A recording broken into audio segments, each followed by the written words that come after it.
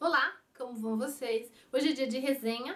Hoje eu venho resenhar um livro que eu li e particularmente gostei muito, então eu resolvi compartilhar a leitura desse livro com vocês. Eu estou falando do livro O Segredo do Meu Marido, da autora Liane Moriarty. Para quem não conhece essa autora, ela é australiana, então a história do livro é ambientada na Austrália, grande parte dele é ambientado na cidade de Sydney. E o livro inicia contando a história da Cecília, que é uma dona de casa comum, é uma dona de casa super dinâmica, mãe de 3 filhas, ela é uma mulher super organizada, ela é uma das maiores representantes de Tupperware que existem na cidade de Sydney. Ela é uma consultora, né, da Tupperware. Ela tem um casamento estável, ela está mais de 15 anos casada, ela tem uma vida financeira muito boa. Assim, a Cecília é uma mulher feliz, tem um casamento feliz e tem uma família feliz. Só que a vida da Cecília tem assim, uma mudança muito drástica devido a um acontecimento. A filha da Cecília, uma das filhas dela, filha do meio, a Esther, é uma menina assim muito inteligente, que adora aprender sobre novas coisas, e a Esther tá com uma obsessão nova. A Esther está obcecada pelo Muro de Berlim. A Esther procura saber tudo sobre o Muro de Berlim, como ele surgiu, como foi, né, a vida das pessoas durante esse tempo, como foi a queda do muro também. E a Esther acaba envolvendo a família toda nessa obsessão, né? A obsessão antiga da Esther, anterior a essa, foi sobre o Titanic. Então a família dela sabe tudo sobre o Titanic. E agora, né, a família dela tá passando a aprender tudo sobre o Muro de Berlim também. E a Cecília, para agradar a filha, ela acaba se lembrando que ela tem uma pequena amostra do Muro de Berlim, de uma viagem que ela fez, né, quando ela era mais nova. Ela fez uma viagem com uma amiga dela e acabou comprando uma amostra do Muro de Berlim. Então ela se lembra dessa amostra e ela quer presentear a filha com essa amostra. E ela sabe que ela tem essa amostra guardada no sótão. Então ela vai lá pro sótão procurar, né, essa amostra do muro. E nessa procura, a Cecília acaba encontrando um envelope endereçado a ela. Esse envelope está escrito com a letra, né, do marido dela e diz que ele só pode ser aberto após a morte dele. Só que tem um problema, o marido dela não morreu, ele está vivo e muito vivo. E a Cecília fica ali naquele dilema de abre ou não abre. A Cecília é uma mulher muito ética, ela acha que ela não tem o direito de abrir, afinal o marido tá vivo, né? Não tem o porquê ela abrir esse envelope. Então a Cecília fica ali, né? Durante o dia dela, ela fica pensando, ela fica criando teorias na cabeça dela, né? Qual seria, né, o conteúdo dessa carta, qual seria o segredo dessa carta. E durante, né, essas teorias, nessa viagem que a Cecília faz na cabeça dela, você também acaba viajando junto com ela, você também acaba criando grandes teorias em relação a esse segredo. Eu confesso que eu criei várias teorias, mas nenhuma delas chegou próxima ao verdadeiro segredo da história, assim. É um segredo, assim, que eu fiquei de boca aberta, mas tudo bem, vamos voltar à história. Então ela não abre esse envelope. Só que aí a curiosidade dela é tão grande que ela liga pro marido dela que ele está em viagem, a trabalho, está em outra cidade, e ela liga para ele e fala que encontrou, né, o envelope e ela quer abrir, só que o marido dela pede para que ela não abra, que ela deixe pra lá, que não tem nada demais, que ele escreveu essa carta num período assim muito emotivo da vida dele, que foi após o nascimento da primeira filha deles, então que ele estava muito emotivo, então que não tem nada demais, né, nessa carta, que ela não abra. E a Cecília respeita a vontade dele e acaba não abrindo, mesmo estando curiosa, ela acaba não abrindo, né, essa carta. A Cecília, né, passa algum tempo, né, respeitando a decisão do marido de não abrir o envelope, só que num determinado momento ela acaba abrindo esse envelope e acaba lendo essa carta. A partir do momento que a Cecília descobre o conteúdo dessa carta, a Cecília que você conhece fica diferente, a Cecília muda completamente a sua vida devido a esse grande segredo do marido dela. Você, leitor, também fica. Eu fiquei muito abismada com o segredo do John, assim, eu não acreditei, eu não esperava.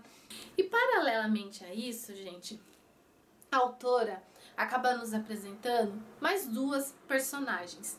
E as histórias do livro, o desenvolvimento do livro, vai revezando entre a vida da Cecília, né, com esse grande problema, e a vida dessas outras personagens que surgem na história. Uma delas é a Tess, que é uma dona de casa também.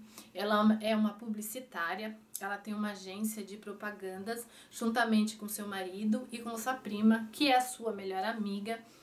Só que a vida da Tess também tem uma grande mudança quando ela descobre, né, que o seu marido e a sua prima, eles estão apaixonados.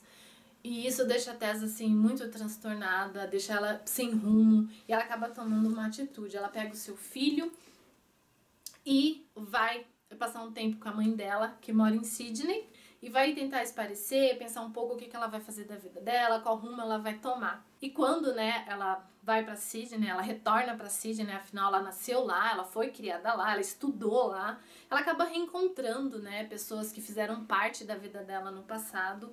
Alguns encontros são agradáveis, outros já não são tão agradáveis assim. E a Tess tem que começar a conviver, né, com outras mães, outras pessoas, só que aí tem um problema. A Tess, ela tem tipo uma fobia social, ela não gosta de socializar, ela não gosta de festas, e por conta disso, né, de ter que voltar para a cidade dela, ela tem que conviver com essas pessoas, isso para ela é muito difícil, e a Tess acaba vivendo assim um conflito meio interessante até de se ver. E a outra personagem que é nos apresentada é a Rachel, que já é uma senhora mais idosa, uma mulher muito triste, muito amargurada. Ela nunca consegue esquecer a perda da filha dela. Ela perdeu a filha muito precocemente. A filha dela tinha apenas 16 anos quando morreu, de uma morte assim muito trágica. Então assim, é uma mulher assim muito amargurada, muito triste. Constantemente ela lembra da filha, e o aniversário de morte da filha dela está próximo. Isso faz ela lembrar ainda mais da filha. E a Rachel, né, ela tenta suprir um pouco dessa dor se apegando ao seu neto, que ela tem um netinho, que é o seu único neto. Então ela tenta nele encontrar motivo para viver. Só que a Rachel acaba ficando mais triste ainda, porque o neto dela, né, ele está de mudança. Ele vai embora para Nova York, né? O neto dela, o filho dela e a nora dela. Eles estão de mudança para Nova York. E a Rachel fica ali com aquela dor muito grande, porque ela não vai poder mais ver o neto sempre, né? E ela fica muito angustiada, porque a Rachel, gente, é aquele tipo de pessoa que guarda a dor pra ela. Ela não é de compartilhar muito, né, as suas dores, os seus problemas. E ela acha, né, que a nora dela não cuida bem do neto dela, que não dá atenção devida pra ele, mas de forma alguma, né, ela confronta a nora, de forma alguma ela entra em atrito com a nora, né, e ela sempre guarda aquele sentimento pra ela. Ela também não quer entrar em atrito com o filho dela, pedindo pra que ele não vá embora. Então a Rachel fica ali naquela tristeza sem fim, né, naquela dor sem fim. Agora vocês me perguntam, o que a Cecília, a Tess e a Rachel têm em comum? Por que elas foram introduzidas na história? Assim, aparentemente, gente, elas não têm nada em comum.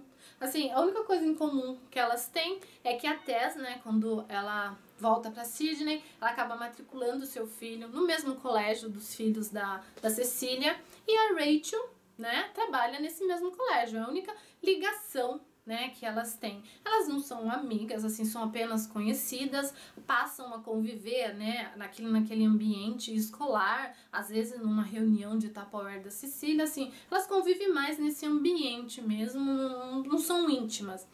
Só que em algum momento do livro, as histórias delas se entrelaçam, se encontram. Então, né, dando continuidade à história, né, dando continuidade ao enredo central da história, né, que é o segredo do marido da Cecília, após, né, a Cecília ter aberto esse bendito desse envelope, você acaba vendo, né, como que a revelação desse segredo acaba influenciando na vida da Cecília. Outro detalhe muito interessante nesse livro é que durante a leitura você acaba descobrindo que não só o John tem um segredo. Tá certo que o segredo do John foi um segredo assim bombástico, mas a maioria dos personagens também tinham segredos, cada um com seu segredo diferente, seja ele grande ou pequeno, eles também tinham um segredo. E é muito legal, assim, que esse livro te faz refletir, te faz pensar, né, o peso, né, que uma pessoa carrega quando ela guarda, né, um segredo. E te faz pensar também se vale a pena ou não revelar certas coisas. E o segredo do livro, gente, ele foi revelado lá pela metade do livro. Aí você se pergunta, mas ela já revelou na metade do livro, não deixou pro final? Não, ela não deixou pro final. E mesmo assim, o livro não perdeu sentido, o livro não perdeu a graça, ele continua um livro incrível. E eu acho que ficou mais interessante ainda, porque após, né, a descoberta desse segredo, você começa a ver como que a Cecília e outras pessoas envolvidas como esse segredo começam a viver, começam a conviver, principalmente a Cecília, né, após descobrir esse segredo, como que a vida dela muda, como que agora será a rotina dela. E um detalhe muito importante nesse livro que eu gostei demais, assim, uma pegada da autora, assim, que, sabe, tem um tempero diferente nesse livro, é o seguinte, a dinâmica dele, gente. A história desse livro, desde a descoberta, né, da carta até o desfecho dele, ele ocorre em mais ou menos uma semana. Passa assim muito rápido, é um livro muito dinâmico. A autora não enche linguiça, isso que é muito importante no livro, né? Ela não enche linguiça por conta disso. Ela não deixa, né, o grande segredo por final, né? Ela já revela logo o segredo. E outra dinâmica assim que eu gostei demais no livro é os saltos que ela dá no tempo. Ora ela está no presente, né? Falando do cotidiano dessas pessoas, e ora ela volta para o passado, contando como que foi alguns acontecimentos lá no passado, inclusive na época, né, da queda do Muro de Berlim. Isso é muito legal, porque quando ela volta lá no passado e você tá lendo ali, parece que você tá lendo esse acontecimento como se fosse hoje, e é muito legal. Outro detalhe assim importantíssimo do livro, que foi assim que eu acho que me ganhou, foi o final dele. No final dele, gente, a autora, ela brinca com os personagens. Ela propõe para você, leitor, como seria a vida de determinado personagem se ele tivesse tomado determinada decisão. Aí ela começa a brincar com esse personagem. Esse personagem seria assim, seria assado, teria acontecido isso com ele, teria acontecido aquilo. E dentro, né, dessa jogada, dentro dessa brincadeira, ela acaba revelando pequenos segredos que você nem imagina que tinha no livro. E é muito legal, e é muito interessante. Alguns segredos que ela acaba revelando no final, né, do livro, são segredos e são decisões que mudam completamente a história do livro, são decisões que poderiam mudar completamente o rumo da vida de determinado personagem, e isso eu achei muito legal, muito interessante. Eu tenho certeza que quem pegar para ler esse livro vai se surpreender.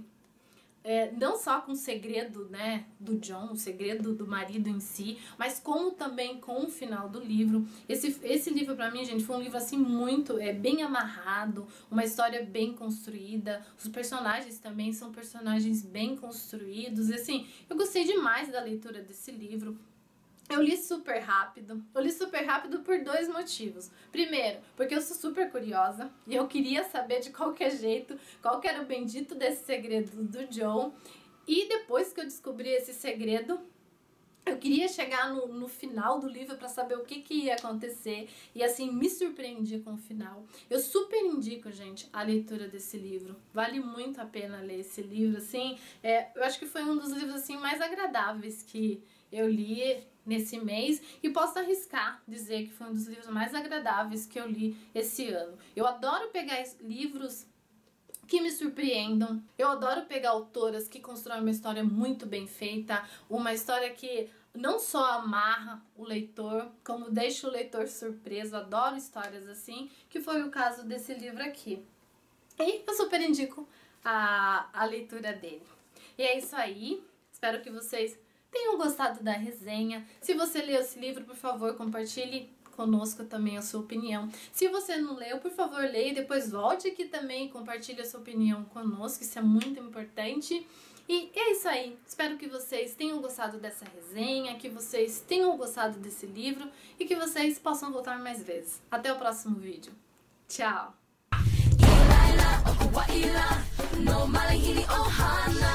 Welcome calls, so come on by. Aloha